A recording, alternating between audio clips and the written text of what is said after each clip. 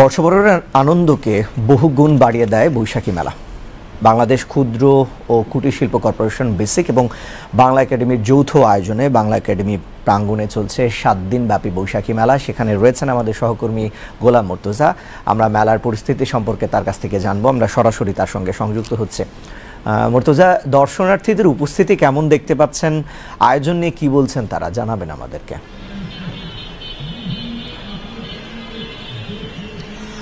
ধন্যবাদ রিশাদ আপনাকে।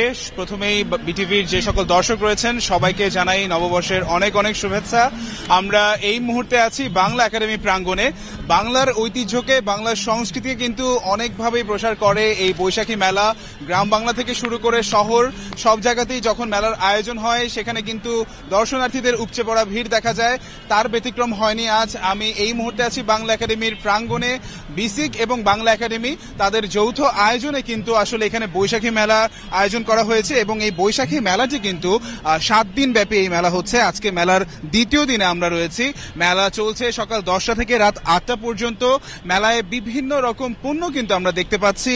আমরা দেখেছি মাটির বিভিন্ন তৈজসপত্র, আমরা দেখেছি শখের হাড়ি, টেপা পুতুল থেকে শুরু করে বিভিন্ন হাতে তৈরি গহনা, নকশি কাঁথা থেকে শুরু করে জামদানি, এছাড়াও বেতের পণ্য, শতরঞ্জি, ঘর সাজানোর বিভিন্ন পণ্য আমরা দেখেছি।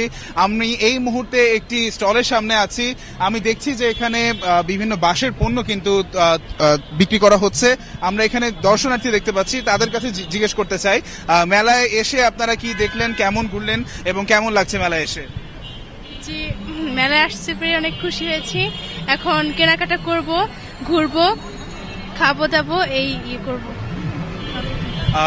রিশাদ, যেমনটা দেখছেন যে দর্শনার্থীরা বলছেন তারা মেলায় এসছেন, ঘোরাঘুরি করছেন এবং খাবার দাবারের কথা যখন আসলো এখানে কিন্তু বিভিন্ন অর্গানিক ফুড রয়েছে, এখানে খাঁটি মধুর স্টল আমরা দেখেছি। একই সাথে আমাদের যেই কুটির শিল্প, আমাদের হস্তশিল্প, সেই বিভিন্ন পণ্য কিন্তু আমরা এখানে দেখেছি। আমরা কথা বলার চেষ্টা করব। আমাদের এখানে একজন বাঁশের বিভিন্ন পণ্য বিক্রি করছেন, তার সাথে কথা বলে জানার চেষ্টা করব। আপনি আমাদেরকে জানাবেন বৈশাখী মেলায় এখন পর্যন্ত আসলে কেমন? আসসালামু আলাইকুম, আমার নাম কাজী মোহাম্মদ মাজরক, আমি কাজী ফ্যাশন হাউস থেকে বলছি। আলহামদুলিল্লাহ খুবই ভালো দেখতেছি, খুবই। এবং বিক্রির সাথে অর্ডারও আসতেছে, পাইকারি অর্ডার, যেগুলো আমরা মেলাতে আসছি মূলত অর্ডারের জন্য, প্রচার। আমরা মূলত আসছি অর্ডারের জন্য, ঠিক আছে। ইনশাল্লাহ আলহামদুলিল্লাহ প্রচুর অর্ডার পাচ্ছি। এখানে বাসে পাই 300 আইটেম আনছি। Tray, tissue box, file folder, lamp, তারপর ঘর সাজানো, হোম ডেকোরেটর, হাতে কাজ, বাঁশের বাবা হাতে কাজ করানো, সেগুলোও আনছি। শুধু ব্যবহার না, বিভিন্ন স্টাইলে। ইনশাআল্লাহ সবাই দোয়া করবেন। আসসালামু আলাইকুম। যেমনটা দেখছিলেন রিশাদ, আমরা কিন্তু কথা বলছিলাম একজন বিক্রেতার সাথে। তিনি আমাদেরকে জানালেন প্রায় 300রও বেশি পণ্য কিন্তু তারা আসলে শুধুমাত্র বাঁশ দিয়েই তৈরি করছেন। এভাবে কিন্তু বিভিন্ন রকম আমরা পণ্যের উদ্যোক্তাদেরকে আমরা দেখেছি একত্রিত হতে। তারা সবাই বলছেন যে তাদের অভিজ্ঞতা এবার খুব ভিন্ন।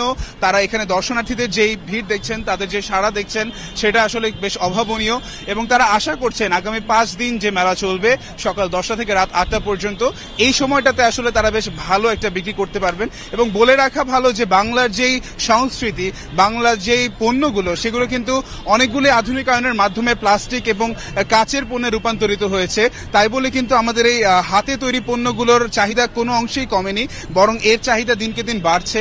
আমরা যদি বিশ্বের বুকে আমাদের এই পণ্যগুলো আসলে বিশ্বের কাছে পৌঁছে দিতে পারি, সেক্ষেত্রে আমাদের দেশকে আরো বড় পরিসরে আসলে সেখানে তুলে ধরা যাবে, এটাই বিশ্বাস করছেন বিক্রেতারা এবং আয়োজকরা। ধন্যবাদ। এই ছিল আমার কাছে বাংলা একাডেমির প্রাঙ্গণ থেকে। গোলাম মুর্তজা, আপনাকে ধন্যবাদ আমাদের সঙ্গে যুক্ত হয়ে তথ্য জানানোর জন্য। আইন অনুযায়ী